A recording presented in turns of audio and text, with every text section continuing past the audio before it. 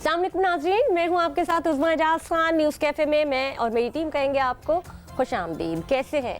ठीक ठाक, खैरियत के साथ, मोहब्बत के साथ अपने दिन का आगाज़ कर चुके होंगे। हम भी अल्लाह ताला के बाबरकत नाम के साथ अपने दिन का आगाज़ करके अपनी मंजिलों की जानिब रमा दवा होकर आप तक पहुँचते हैं, ताकि कुछ आपको बता सकें, कुछ हम भी कुछ इल्म हासिल कर सकें। कभी कभार कुछ ऐसा भी होता है कि कुछ ऐसी नाखुशगवार बातें हो जाती हैं या कुछ ऐसी नाखुशगवार चीज़ें आपको बता देते हैं जिससे सुन के आपका बजट आउट हो जाता है, या फिर कोई और बहुत सारी चीज़ें होती हैं। जैसे कि मैं सुबह उठी तो मैंने सुना कि पेट्रोल की कीमतों में इजाफा हो गया, तो ये एक बड़ी अजीब सी बात लगती है। आपका पूरा बजट आउट हो जाता है और आप सोचते हैं कि यार अगर हमने इतना पेट्रोल भरवाया तो फिर इतना ये हो जाएगा। 15 दिन के लिए ये हो चुका है इजाफा, 3 रुपए का इजाफा हो चुका है और पेट्रोल की कीमत 256 रुपीज़ हो चुकी है। हाई स्पीड डीजल जो है वो 2 रुपये इजाफे के साथ 260 रुपये हो चुका है और इसका इतलाक रात 12 बजे से हो चुका है। तो ये कुछ चीज़ें ऐसी होती हैं जो आप कभी कभी सोचते हैं, आप कहते हैं यार क्या मुसीबत है, ये फिर ये हो गया, इस मुल्क में ये हो रहा है, इस मुल्क में वो हो रहा है, इतनी महंगाई बढ़ती चली जा रही है और पेट्रोल की कीमतों में, पेट्रोलियम मसनूआत की कीमतों में इजाफा होता जा रहा है। और सिर्फ इस इजाफे से न सिर्फ महंगाई बढ़ती है,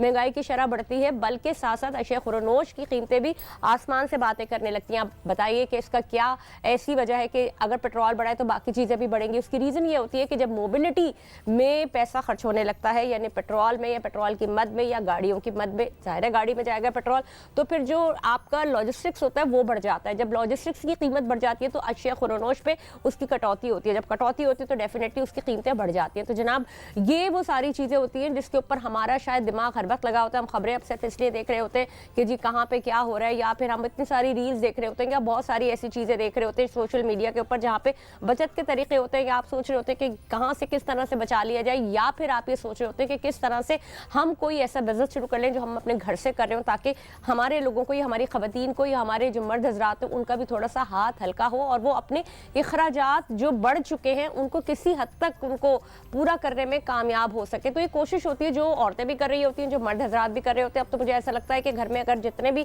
अफराद हैं वो सारे के सारे इसी तगदो में लगे हुए हैं कि अब वो माँ बाप से कैसे मांगे। अगर बच्चे हैं तो वो मांगते, फरमाइशें तो ज़रूर करते हैं, लेकिन अब उन्होंने अपनी भी जद्दोजहद करनी शुरू कर दी है। जद्दोजहद के हुसूल में वो किस हद तक कामयाब होते हैं, या माँ बाप को किस हद तक अपने बच्चों को उस जगह पे फोकस रखना पड़ेगा कि वो बच्चे इस चीज़ पे ध्यान दें, न सिर्फ पढ़ाई पे बल्कि अपने स्किल्स को भी पॉलिश करें। जब मैं बात करती हूँ पढ़ाई के हवाले से, तो क्या हमारे मुल्क में बच्चा उसी तरह से पढ़ रहा है जिस तरह से उसको पढ़ने की ज़रूरत है, या माँ बाप उतना फोकस कर रहे हैं जितना होना चाहिए, या इन सारी चीज़ों के बावजूद अभी तक 2.5 करोड़ बच्चा क्यों इस वक्त तालीम से महरूम है, इसकी वजूहात क्या है, ये बड़ा ज़रूरी है जानना। यहाँ पे मैं आपको ये बताती चलूँ, बहुत अहम बात ये, और जब ये बच्चे बाहर जाते हैं तो हम देखते हैं कि वो बच्चे बड़े अच्छे अच्छे ग्रेड्स लाते हैं, लेकिन फ़र्क सिर्फ ये है कि हमारा फरसूदा निज़ाम तालीम ने हमें इस काबिल नहीं छोड़ा है कि हम आगे की चीज़ों को फोकस कर सकें। यानी कि आजकल जैसे कि स्किल्स की तालीम बहुत ज़्यादा ज़रूरी है, बच्चों के जो एकेडमिक सिलेबस होता है उसमें ये शामिल क्यों नहीं है। इसी सारी चीज़ों के ऊपर बात करेंगे। इस फरसूदा निज़ाम से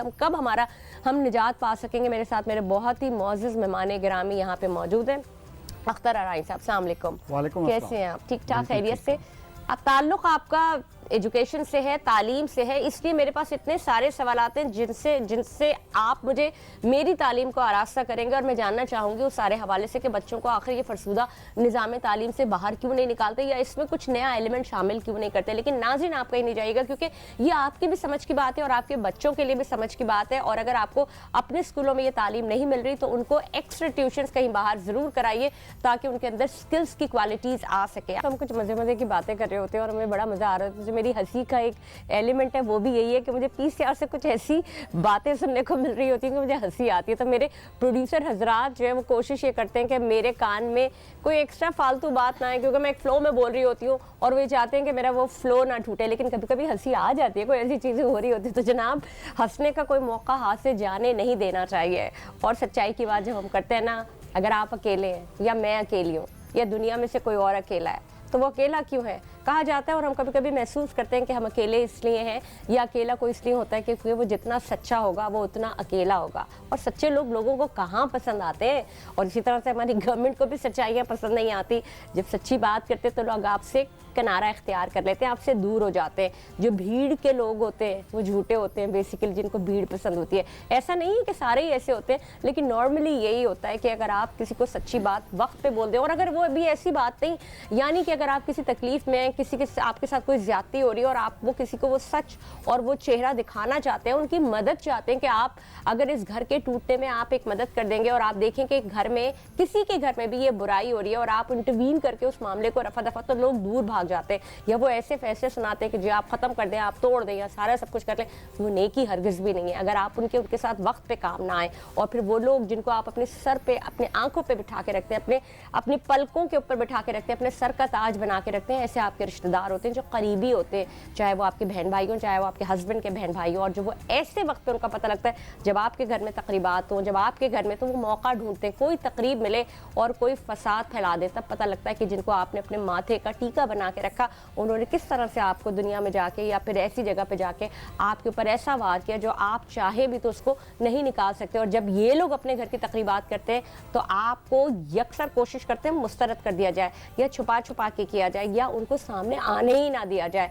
और अगर वो आ भी जाएं तो उनके ऊपर सर पे ऐसे पहरे बिठाए सके, क्योंकि इनके दिल में डर होता है कि कहीं हमारी तकलीफ खराब ना हो जाए। तो लेकिन अच्छाई तो यही है कि आप बुराई का बदला अच्छाई से दीजिए। यही सबसे बड़ी एक क्वालिटी है कि आप किसी की दुख और तकलीफ में उस तरह से खड़े रहें या फिर किसी की जो खुशी है उसको खुशियों में ही तब्दील करें, उसके लिए तकलीफ का बायस ना बने। तो जनाब ये तो एक खैर एक मेरे जहन में एक खाका आ गया था और मैं कहीं पढ़ भी रही थी कि जो अकेला है वही सच्चा है। तो ये बड़ी अहम बात होती है। बहरहाल इसको हम इस चीज़ से किस तरह से जोड़ेंगे, लेकिन मैं सिर्फ अपने हुकाम बाला से सिर्फ यही बात करती हूँ। कभी कभी मैं सूबा बलूचिस्तान के हवाले से सोचती हूँ तो मुझे ऐसा लगता है कि वो इंतहाई कस्मा पुरसी में भी है, वो अकेला रह गया है।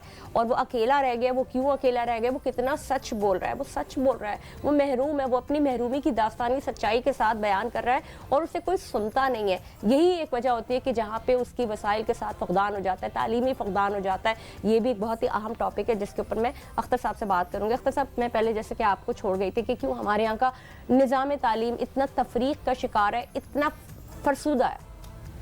देखें, बेसिकली निज़ाम तालीम जो है वो एक्टिविटी बेस्ड नहीं है, हमारे पास हैंड्स ऑन लर्निंग नहीं है, क्योंकि रोड एजुकेशन सिस्टम है, रट्टे वाला एजुकेशन सिस्टम है, सिर्फ ग्रेड्स और सर्टिफिकेट वाला एजुकेशन सिस्टम है। बच्चे रियल लाइफ से रिलेट नहीं करते, इंडस्ट्री के साथ हमारा कैरिकुलम रिलेट नहीं करता। जो फॉर्मल एजुकेशन है उसके अंदर बुनियादी तौर पे लैंग्वेजेस का सिखाना, मैथमेटिक्स का सिखाना बड़ा एसेंशियल होता है। मगर अगर साइंस की या हम सोशल स्टडी की बात करें, हमारी सोशल स्टडी जो है हमारे कल्चर के साथ मैच नहीं करती। जो रियलिटी हमारे डायनेमिक्स से नहीं मैच करते। जियोलॉजिकल सर्वे अगर हमारा किया जाए तो वो मिलते ही नहीं है आपस में। तो बेसिकली रियल लाइफ से हमारी जो एजुकेशन है वो बिल्कुल मैच नहीं करती। हमें चाहिए अपडेट करना कैरिकुलम बड़ी मुश्किल से, वरना तो अपडेट या अपग्रेड, अपग्रेड करना। देखिए, पहले अपडेट होगा तो अपग्रेड होगा ना। अगर हम अपडेट ही नहीं करेंगे, हम अगर आज जो कैरिकुलम पढ़ा रहे हैं वो 20 साल पुरानी किताबें पढ़ा रहे हैं तो फिर तो वो अपडेट हुआ ही ना। जी जी। तो अपग्रेड करना तो एक दूसरी लेवल है उसकी, ठीक है ना। तो कम से कम हमें कैरिकुलम को अपडेट, अभी ये है कि हालिया कुछ सालों के अंदर कैरिकुलम में तब्दीली ज़रूर आई है, थोड़ी बहुत चेंजेस आई हैं, मगर वो चेंज को जिस तरह करके इम्प्लीमेंट करना चाहिए वो इम्प्लीमेंट नहीं होती। कोई आखिरी दिनों में ऐलानात हो जाते हैं, जैसे कि पिछले कई सालों से रिज़ल्ट्स हमारे बड़े ख़राब आते हैं बोर्ड असेसमेंट्स के, बोर्ड एग्ज़ाम के। उसकी बहुत सी वजूहत हैं कि अगर कोई तब्दीली लाई गई है तो तब्दीली लास्ट मोमेंट में लाई जाती है। स्टूडेंट्स को पता नहीं होता है कि हमारा कैरिकुलम का डिज़ाइन कैसे चेंज हुआ है, उसकी असेसमेंट का पैटर्न कैसे चेंज है, क्वेश्चन पैटर्न कैसे चेंज है, फिर उसके कोई मॉक एग्ज़ाम्स नहीं है, बिल्कुल लास्ट में होता है। इवन पढ़ाने वालों को नहीं पता होता जो हाई स्कूल्स में पढ़ा रहे होते हैं। टू इंटरप्ट यू, मसला ये होता है कि पढ़ाने वालों को पढ़ाना भी नहीं आता। आई एम सॉरी टू से। एग्जैक्टली। देखें, टीचर्स डेवलपमेंट नहीं हो रही होती ना। टीचर्स ट्रेनिंग प्रोग्राम्स तो एक ऐसा इम्पॉर्टेंट फैक्टर है कि साथ साथ उनकी प्रोफेशनल ग्रूमिंग होना ज़रूरी है। हमारे पास ट्रेन टीचर्स की दस्तियाबी नहीं है। अगर डिग्रीज थी एक ज़माने में, बड़ी मुश्किल से जाके वो जो घर बैठे बीएड कर लेते थे, पीटीसी सीटी कर लेते थे, जस्ट फॉर ये है कि जी ये ट्रेन टीचर कहलाएगा, और वो ट्रेन टीचर भी नहीं होता था। यानी कि आप देखें कितने गवर्नमेंट सेक्टर के अंदर टीचर्स मौजूद हैं और उनको पता ही नहीं है कि एजुकेशन होती क्या है। तो ये जो मसाइल हैं हमारे पाकिस्तान के साथ, उसकी वजह से आप देखें ना, आउट ऑफ स्कूल बच्चे बढ़ते ही जा रहे हैं। अब 2 करोड़ 62 लाख से ज़्यादा बच्चे आउट ऑफ स्कूल हैं। अगर हम बलूचिस्तान की भी बात करें तो 31 लाख बच्चा आउट ऑफ स्कूल है। जो 1.25 करोड़ का टोटल आबादी बलूचिस्तान की 1.25 करोड़ की है, उसके अंदर जो बच्चे हैं उसमें से 65% बच्चे आउट ऑफ स्कूल हैं। बच्चे जा नहीं रहे, बच्चों की तालीम नहीं है वहाँ पर। तो अभी गवर्नमेंट के स्कूल जो हैं वो कहने को तो 14 लाख स्कूल हैं वहाँ पर बलूचिस्तान में, और वो 14,000 स्कूल हैं। 14,000 स्कूल में से आप यकीन करेंगे सिर्फ और सिर्फ सारे प्राइमरी हैं, और उनकी प्राइमरी की लर्निंग आउटकम क्या है कि कुछ भी नहीं है, वो अलिफ बे ते लिख लेते हैं या मुश्किल से 1 2 3 लिख लेते हैं। और प्राइमरी स्कूल की लर्निंग आउटकम होगी क्या, जैसे कि अर्बन एरिया में किसी प्री प्राइमरी की होती है, केजी की होती है, और वो 10 यानी कि टोटल 9% मिडिल स्कूल हैं। इस 14,000 में से 9% मिडिल स्कूल हैं, जो कि 20-20 30-30 किलोमीटर बहुत दूर है। फिर उसमें से 6% हाई स्कूल है, टोटल 6% हाई स्कूल है बलूचिस्तान में। तो तालीम का फुकदान है, निगलेक्टेड एरिया, यानी पाकिस्तान का सबसे पसमानदा अगर तालीमी लिहाज से कहा जाएगा या हर लिहाज से कहा जाएगा वो बलूचिस्तान पसमानदा से ज़्यादा मैं इसको कहूँगी महरूम है। जब महरूमी आती है तो बगावत उभरती है। तो मेरे जहन में ये सारी चीज़ें आती हैं, लेकिन मैं वही बात करती हूँ कि वो चीख रहा है, बलूचिस्तान चिल्ला रहा है, लेकिन उसको वैसे उसके ऊपर सर पे उस शफ़क़त का हाथ नहीं रखा जा रहा। मेरे साथ बहुत सारे ऐसे सवालात मेरे जहन में आते हैं कि अगर मैं पाकिस्तान के निज़ाम तालीम की बात करूँ, अगर एकेडमिक लिहाज से बात करूँ, अगर आप बड़ी बड़ी जो अच्छी हाई यूनिवर्सिटीज़ हैं जैसे लम्स हो गया, नस्ट हो गया, फैस्ट हो गया, ये जो इसमें वो बच्चे ही क्रीम आते हैं जो बहुत अच्छे पढ़ने वाले बच्चे होते हैं। तो ये पढ़ने वाले बच्चे जब बाहर जाते हैं ना, तो ये निज़ाम तो बहुत अच्छा है कि यहाँ के बच्चों को मेहनत की आदत है, और जब वो बाहर जाते हैं तो उनके लिए वो काफ़ी आसान होता है। लेकिन निज़ाम फरसूदा है, उसमें वो टेक्निकलिटीज़, वो प्रैक्टिकल और वो आसानी के साथ जो नई रेवोल्यूशंस है वो नहीं सिखाई जाती। उसकी तरफ क्यों नहीं आते सब ये जो हमारे एजुकेशन मिनिस्टर्स होते हैं या हमारे एजुकेशन पूरा डिपार्टमेंट होता है, ये क्या काम कर रहा है? देखिए पॉलिटिक्स है ना, एक्चुअली देखिए प्रॉपर पॉलिसीज़ बनती नहीं है, थिंक टैंक है नहीं कि हमारा 100 साल प्रोग्राम बने। यहाँ जो पॉलिटिकल पार्टी आती है, 100 साल बनता है प्रोग्राम, अभी तक जो 100 साल प्रोग्राम है वो जो है पाकिस्तान से पहले वाला चल रहा है, तो आप कैसे कह रहे हैं 100 साल प्रोग्राम? यही तो कह रहा हूँ, नहीं बनता। मैं यही तो कह रहा हूँ कि इस मुल्क में जो पॉलिटिशियन आता है, जो मिनिस्टर आ जाता है, वो अपना ही थिंक टैंक होता है, खुद ही जो आइडियाज़ होते हैं और उनके ऑब्जेक्टिव्स जो अपने ही होते हैं। मैं ये बता रहा था कि बलूचिस्तान में 31 यानी कि 31 लाख आउट ऑफ स्कूल हैं। सिंध के अंदर 76 लाख बच्चे आउट ऑफ स्कूल हैं। पंजाब के अंदर 1 करोड़ 20 लाख बच्चा आउट ऑफ स्कूल है। और इस तरह से अगर KPK के अंदर बात की तो 36 लाख बच्चा आउट ऑफ स्कूल है। मेरे पास एक सवाल है जो मैं छोड़े जाती हूँ, जो ब्रेक पे आने जब वापस आएंगे तो फिर हम बात करेंगे। सवाल ये है नाज़रीन कि जब हम पोलियो ड्रॉप्स के लिए, पोलियो कतरे पिलाने के लिए घर घर दरवाज़ा खटखटाते हैं, तो आप ये तालीम को पूरा करने के लिए उन तमाम लोगों के घर जो कि अवेयर नहीं है, जो कि वहाँ से बच्चा खींच के ज़बरदस्ती ला के स्कूलों में क्यों नहीं डालते हो, फिर स्कूलों की क्यों नहीं उनकी विजिलेंस होती कि वहाँ पे बच्चा पढ़ रहा है और क्या पढ़ निज़ाम तालीम या घर घर तालीम को लेके जाना किस तरह से मुमकिन होता है। जब जैसे कि मैंने पोलियो वर्कर्स की मिसाल दी कि जब गवर्नमेंट का इतना प्रेशर होता है, गवर्नमेंट चाहती है ये करना, तो वो उस निज़ाम को आसान बना देती है और फाल बना देती है। हमने देखा कि किस हद तक पाकिस्तान से पोलियो के केसेस ख़त्म हो गए। पूरी दुनिया में चूँकि चंद ही पोलियो के केसेस और चंद मुल्क रह गए, सिर्फ 1 या 2 मुल्क रह गए जिसकी वजह से जिसमें से पोलियो का खात्मा किया जा रहा है। तो इसी तरह से तालीम भी हमारे अंदर उसी तरह से ज़रूरी है। अगर हम वही तरीक़ाकार इस्तेमाल करें तो किसी हद तक हम अपने लोगों को एजुकेट कर सकेंगे।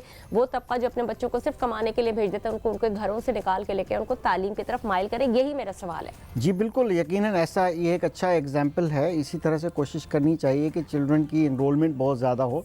अभी गवर्नमेंट्स ने जो है, एक फॉर्मल एजुकेशन होती है, एक नॉन फॉर्मल होती है, जिसमें 9 साल से बड़े बच्चे जब हो जाते हैं, कभी किसी तालीमी इदारे का मुंह नहीं देखा होता, तो उनके लिए जो है स्कूल कायम किए जा रहे हैं या आफ्टर स्कूल प्रोग्राम बनाए जा रहे हैं, जिसके अंदर गवर्नमेंट फंडिंग कर रही है कि आप उन बच्चों को जो है स्कूल में लेकर आएँ जो 9-10 साल से ऊपर हैं। जैसे तालीम में बालगा होती थी, यानी इसी तरह से एक तालीम का तरीक़ेकार है ताकि उनको ख़्वानदा बनाया जाए। इस पे काम हो रहा है। बहरहाल ये है कि ये पेरेंट्स का भी साथ है कि पेरेंट्स भी अपने उन बच्चों को जिनको काम पर लगा देते हैं कम उम्री के अंदर, उनको चाहिए कि वो नॉन फॉर्मल एजुकेशन की तरफ आएँ और वो स्कूलों में आएँ। All Pakistan private school federation भी जो अपने कई तालीमी इदारों को एज अ पायलट प्रोजेक्ट बना चुकी है कि वो शाम के टाइम पर हम चाहते हैं कि हमारे उन्हीं बिल्डिंग्स में जो ओवर एज बच्चे होते हैं वो आएँ, कम से कम वो ख्वानदगी की तरफ जाएं। आप किन बच्चों को कहते हैं? बच्चा कोई ओवर एज नहीं होता। आप दुनिया ममालिक के बाहर के ममालिक में जाएं, आप 50 साल का आदमी भी पढ़ रहा होता। देखें वो तो कब ये बात नहीं कह रहा, ओवर एज आप कहीं और ना जाइए। मेरा कहने का मकसद है कि जो नॉन फॉर्मल एजुकेशन का पैरामीटर बनाया गया है कि 9 साल से ऊपर वाले बच्चे, जिसने कभी किसी प्री प्राइमरी स्कूल का मुंह नहीं देखा, KG क्लास नहीं देखी, 1 क्लास में नहीं गया, तो वो ओवर एज हो गया ना अपनी एडमिशन के लिहाज से, उसके लिए नॉन फॉर्मल की बात है कि वो स्कूल में आएँ। हमारी फेडरेशन भी कहती है, हम भी साथ दे रहे हैं कि उनको हम लोग अलिफ बे सिखाएं, ABC सिखाएं, उसको कम से कम पढ़ा लिखा बनाएं कि वो ख्वानदगी की तरफ आए, उसके बाद फिर उनको स्किल एजुकेशन दे रहे हैं। अच्छा, मुझे अख्तर साहब ये बताइए कि ये किस तरह से मुमकिन होगा, क्योंकि बच्चा चाहे, मैं गरीब किसी को नहीं कहती, गरीब और अमीर कुछ नहीं होता, हर माँ बाप ये चाहते हैं उनका बच्चा तालीम याफ्ता बने। और जहाँ तक बात काम की होती है तो माँ बाप का शायद जो चाहते हैं उनके जहन में ये आता है कि बच्चा थोड़ा कमा के भी ले आए किसी भी तरह से ना। और जब वो, क्योंकि बच्चा ये कहता है कि जी मुझे पढ़ना ही नहीं है, तो कहते हैं जब पढ़ना ही नहीं है तो फिर उठा के इसको काम पे लगा दो, यही होता है नॉर्मली। उसकी बड़ी वजह जो है वो तो हमारा तालीमी निज़ाम है जो इतना पुराना है कि जब बच्चा अगर 9 मैट्रिक कर लेता है तो वो ना काम का ना काज का, क्योंकि उसका रिलेशन इंडस्ट्री के साथ नहीं है, कोई वोकेशनल ट्रेनिंग है नहीं है, टेक्निकल ट्रेनिंग है नहीं है, स्किल्स है नहीं। छोटे बच्चे की बात करें, अगर छोटे बच्चे को उठा लिया जाए तो उनके ऊपर इस तरह का प्रेशर होना चाहिए ना। गवर्नमेंट अगर स्क्रूटनी रखे और अगर वो चेक एंड बैलेंस रखे कि एक घर में अगर कोई काम करने वाला बाप फर्ज करे रेडी लगाता है या कोई काम करता है, या माँ किसी घरों में काम करती है, उनके घर में 4 बच्चे, तो वो 4 बच्चे स्कूल जा रहे हैं या नहीं, वो स्कूल जाने की उम्र को पहुंच गए, उनको ज़बरदस्ती ला के उस स्कूल में रखा जाए, चाहे वो स्कूल गवर्नमेंट के क्यों ना हो। फिर उन गवर्नमेंट के स्कूलों को लुक आफ्टर किया जाए कि उनमें पढ़ाया किया जा रहा है, जो प्रोडक्ट निकल रही है वो कुछ सीख के भी निकल रही है। कितना ज़रूरी है इसके ऊपर तो कोई, अगर फ़र्ज़ करें बुला भी लिया तो स्कूलों के ऊपर तो कोई विजिलेंस होती ही नहीं है। जी विजिलेंस होती है, ये गवर्नमेंट का काम है कि वो उसको देखे, हर चीज़ ही गवर्नमेंट का काम है। देखें ज़ाहिर है जो पॉलिसी मेकर्स हैं, एक तो पॉलिसीज ऐसी बननी चाहिए, फिर ज़ाहिर उसकी ओवरसीइंग बहुत ज़रूरी है, गवर्नेंस बहुत ज़रूरी है।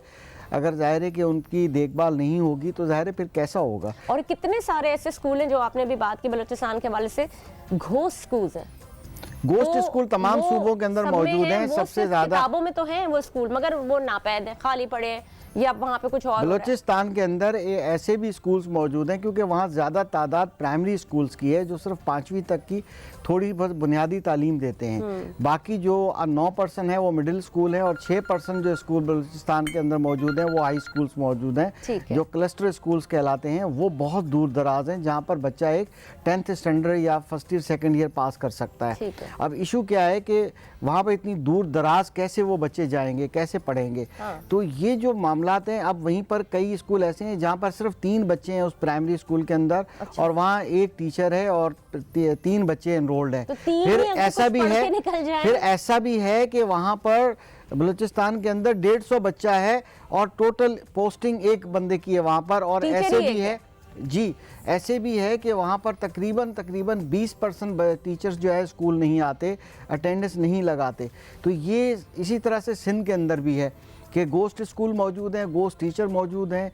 ठीक है, वीज़ा टर्म एक यूज़ होती है, जिस वीज़ा से मतलब है कि वो जॉब तो है उसकी, मगर हमारे मिनिस्टर साहब ने हमारे सिंध के सरदाली शाह मिनिस्टर साहब ने जब भी आए उन्होंने बड़ी कोशिश की कि गोस्ट स्कूल ख़त्म किए जाएँ, गोस्ट टीचर्स को पकड़ा जाए, बायोमेट्रिक किया गया, बड़ी कोशिश की गई। फिर भी उसके बाद जो यूनियंस होती हैं टीचर्स की, वहाँ पर जाके कोई इशूज़ आ जाते हैं। उनकी जो काविश है वो बहुत कोशिश है, मगर वही बात है कि आगे से जब हमारा माशरे के अंदर माशरती मसाइल हैं, जो टीचर पढ़ाना नहीं चाहते, टीचर सिर्फ नौकरियां करना चाहते हैं। मसाइल तो हरगिज भी नहीं है। देखें, कभी ना कभी तो ये सोच है हमारी। बता दें, वो जो टीचर, जो घोस्ट टीचर्स हैं, वो तनख्वाहें तो ले रहे हैं ना, वो तनख्वाहें जहाँ से लेने आते होंगे उसका कोई खाता तो होगा। अगर वो फिजिकल लेने आ रहे हैं या उनके बैंक ट्रांसफर हो रही है, कहीं तो कुछ ना कुछ चीज़ होगी ना। जब गवर्नमेंट टैक्स पे आती है तो वो गड़े मुर्दे भी उखाड़ लेती है।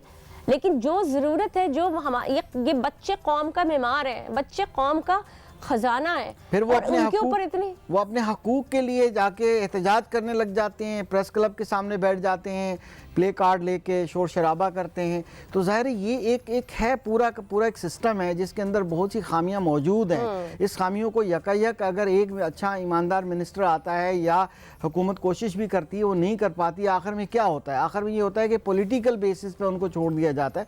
जैसे कराची की कच्ची आबादियों की मिसाल ले लें, जब उनको खाली कराया जाता है तो वो फिर अवामी एक मसला बन जाता है। जब अवामी मसला बन जाता है तो फिर वहाँ पर वही बात होती है कि अवाम का भला भी तो इन्हीं हुक्मरानों ने करना है ना। 2.5 करोड़ बच्चा जो पढ़ नहीं रहा है, तो वो बच्चा है कहाँ पे? हमें आसपास नजर आते हैं। तो हुकूमत की तवज्जो इन पे की नहीं है और प्राइवेट सेक्टर्स के ऊपर क्या कर रहा है। अख्तर साहब, पहले आप अपनी बात मुकम्मल कीजिएगा, फिर मेरा सवाल इसको जरा इलैबोरेट। मैं वही गुजारिश कर रहा था कि बलूचिस्तान में 2.5 करोड़ में से 31 लाख बच्चा आउट ऑफ स्कूल है, 31 लाख से ज़्यादा। अब यकीनन 27 जो 1.25 करोड़ की आबादी है बलूचिस्तान की, उसमें से स्कूल जाने की उम्र के 27 लाख बच्चे हैं। 27 लाख बच्चों में से सिर्फ 9 लाख बच्चा स्कूल जा रहा है और 18 लाख बच्चा स्कूल नहीं जा रहा है, यानी 2/3 बच्चा स्कूल नहीं जा रहा। और वो जो स्कूल जाता है वो प्राइमरी से मिडिल स्कूल तक नहीं पहुंचता। अच्छा। और सबसे ज़्यादा ख़तरनाक जो तादाद शुमार हैं वो गर्ल्स एजुकेशन के हैं कि बच्चियों की तादाद 65% बच्चियां जो है स्कूल नहीं जा पाती और बड़ी मुश्किल से वो मैट्रिक तक जो पहुंचती हैं। जो स्कूल जाती हैं 9 लाख, उसमें से सिर्फ 4% बच्चियां मैट्रिक कर पाती हैं, अदरवाइज वो ड्रॉप आउट हो जाती हैं प्राइमरी के बाद और मिडिल स्कूल से पहले। तो ये आदाद शुमार बहुत ख़तरनाक है। मगर ये है कि बलूचिस्तान में मर्द जो होते हैं वो अपने बच्चों को जो है काम पे लगा के रखते हैं, स्किल्स देते हैं। मैं वो थोड़ी देर पहले एक बात कह रहा था कि हमारी तालीम ऐसी है कि जिसके अंदर फिर इसीलिए वालिदैन बच्चों को नहीं भेजते, कमाने भेज देते हैं कि जब ये मैट्रिक इंटर कर लेगा इसके बाद टेक्निकल वोकेशनल ट्रेनिंग नहीं होगी, जो आपका पॉइंट था। मैं ये कहना चाह रहा था कि वो फिर इस वजह से नहीं भेजते कि फिर ये ना काम का ना काज का बचेगा, ना ये काम सीखने जाएगा, ना 2 रुपये कमाएगा। इससे बेहतर है अभी से इसको काम पे लगा दो, कम से कम 50, 100, 200 रुपये घर आएंगे तो सही, और साथ में कोई ना कोई स्किल तो सीखेगा। तो स्किल एजुकेशन कितनी ज़रूरी है, इसी वजह से बात की कि ज़रूरी है। लेकिन अगर हम ऐसे इंस्टीट्यूशन बना दें, यानी कि अब फर्ज कर लें कि अभी मैं बहुत सारी जगहों पे पढ़ी होती हूँ, बाहर पे आपको बाहर जो हर एक का रुझान है कि हम किसी तरह से दूसरे मुल्क चले जाएं और वहां कमा लें। वहां पे आपके स्किल्ड वर्कर्स की इतनी ज्यादा जरूरत है, लेकिन वो नॉन सर्टिफाइड लोगों को नहीं कैटर करते। तो उनको सर्टिफाइड करें, उनको सर्टिफिकेट्स दें, वो कोर्सेज कराएं जो सर्टिफिकेशन के साथ हो, जो एफिलिएटेड हो, कहीं भी किसी भी दुनिया में चले जाएं। तो क्या फिर वो अपने हालात और अपने घर और अपने मुल्क को बेहतर नहीं बना सकते? बिल्कुल बना सकते हैं। दुनिया में यही तो ट्रेंड है। दुनिया में ट्रेंड है कि O लेवल तक जाते जाते, यानी 10th स्टैंडर्ड तक जाते जाते साथ में वो स्किल्स बहुत सीखते हैं। जैसे जर्मनी की सबसे बड़ी मिसाल है कि वहाँ वोकेशनल और टेक्निकल ट्रेनिंग बहुत कंपलसरी है ताकि स्किल्स लेबर हो, यानी कि सेल्फ एम्प्लॉयमेंट हो। हमारे मुल्क में बड़े सगीर के टाइम से, ब्रिटिश दौर से हमें नौकर बनाया गया। हमें सिर्फ यह है कि नौकरी करना सिखाया गया कि जी आप 2 लफ्ज़ पढ़ लेना, आपको इंग्लिश आ जाएगी, आप अच्छे मुलाजिम बन जाओगे। तो हमारे पास इसलिए, यानी आज के दौर में MBA भी करते हैं तो इसलिए करते हैं, मास्टर इन बिजनेस एडमिनिस्ट्रेशन, कि हमें नौकर बनना है। बिल्कुल। तो अच्छा, मुझे एक बात बताएं, जब MBA का एक, मैं आपकी थोड़ी सी बात इसलिए ताकि मेरे सुनने वालों को थोड़ा मजा आए, अच्छा लगे। MBA भी करते हैं, किस लिए कर रहे होते हैं? एक मैनेजमेंट है, एक बिजनेस की। भाई तुम अपना कारोबार शुरू करो, जाके आप वो अपने कारोबारी स्किल्स जो है वो आप किसी और को दे रहे हो, उसका कारोबार ग्रो कर रहे हो। अब फाइनेंसेस नहीं है। मैंने इस तरह की आजकल बहुत सारी रील्स आई हुई जो एजुकेशन से रिलेटेड है कि अगर आपके पास, जैसे एक मिसाल है, एक बच्चे को बड़ा शौक है, कोई बाइक खरीदे, उसने कुछ सरमाया जमा कर लिया, कमा के जो करके, अब वो उससे छोटा छोटा करके कारोबार शुरू करे। किसी न किसी तरह अगर उसने हिम्मत कर ही ली और MBA कर ही लिया तो वो अपने ऊपर इंप्लीमेंट करे ना। दूसरा सवाल मेरा ये, स्किल्स पे आते हैं। आप देखें कि बाहर की कंट्रीज में जो आपका प्लम्बर हो गया, आपका इलेक्ट्रिशियन हो गया, ये पूरे वेंडर्स होते हैं, ये पूरी कंपनीज इन्होंने अपनी जाती बिजनेस बनाया हुआ है जिसको वो सर्विसेज प्रोवाइड कर रहे होते हैं। घर से बाहर निकलते हैं, अगर कॉल आ गई तो वहां पे जी उनका घंटा चालू हो गया। अब $200 पर आवर के हिसाब से उन्होंने काम करना शुरू कर दिया। अब चाहे आपका चार्टर्ड अकाउंटेंट है, ऑलमोस्ट सिमिलर सेम कमा रहे हैं, तो why not we should have to skill our labour. जी बिल्कुल, देखें स्किल लेबर भी बहुत ज़रूरी है, स्किल्स भी ज़रूरी हैं, डिग्रीज भी ज़रूरी हैं। अगर हम इस बात पे आएँ कि डिग्री शायद फजूल है, ऐसा भी नहीं है। डिग्री अपनी जगह बड़ी कंपलसरी इंपॉर्टेंट है।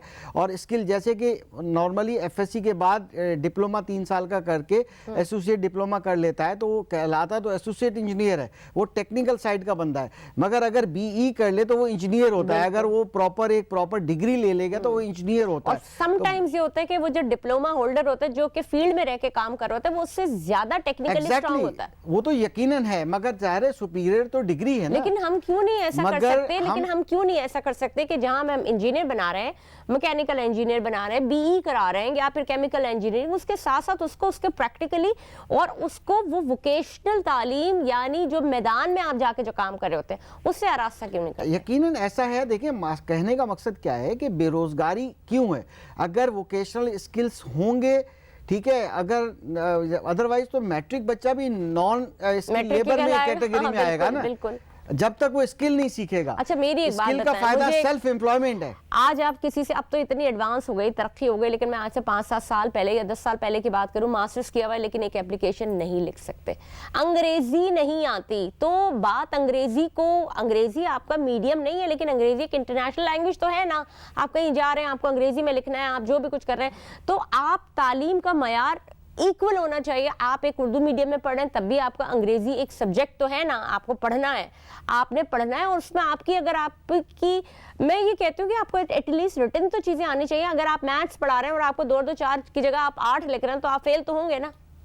जी ऐसा ही है। देखिए हमारे मुल्क में ना कॉन्सेप्ट्स बहुत कम हैं, यानी हमारे पेरेंट्स को भी कॉन्सेप्ट्स हों तो पेरेंट्स भी प्रेशराइज करें।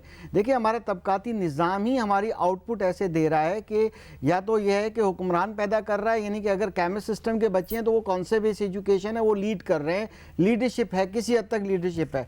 मैट्रिक सिस्टम जो टोटली जो है ना नौकरी पेशा लोगों को कर रहा है, उसमें भी नॉन टेक्निकल यानी नॉन स्किल्स टाइप के लोग पैदा कर रहा है। तो हमें ये चाहिए कि लर्निंग आउटकम वाली हो, कॉन्सेप्ट बेस्ड एजुकेशन हो।